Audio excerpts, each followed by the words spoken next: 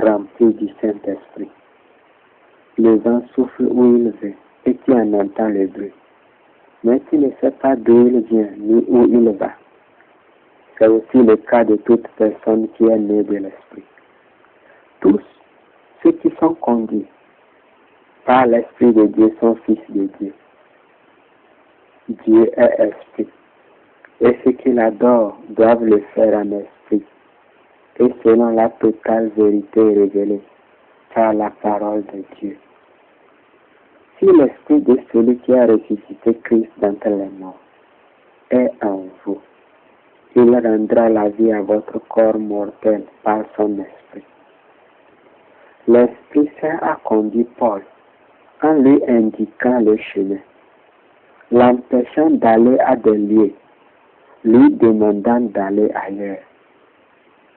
Il a parlé à Philippe d'aller prêcher à l'eunuque éthiopien et l'enleva après le travail, le faisant apparaître à Azote. L'Esprit Saint vint sur Samson et il devint fort, au point de prendre et d'arracher la porte de la ville par ses mains. L'Esprit Saint vint sur David et il attrapa aussi lions par ses mains et arracha de leur gueule les brebis qu'ils emportaient. L'Esprit Saint vint sur Élie et il courut vite, au point de devancer le char d'Achar jusqu'à Israël. Il vint sur plusieurs prophètes et ils furent ravis en esprit et conduits à des lieux où Dieu veut les amener. Jésus avait l'Esprit Saint sans mesure.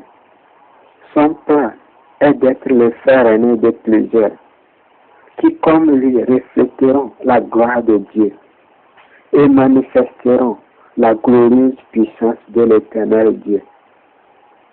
Cherchons, frères et sœurs, à être remplis du Saint-Esprit. Amen.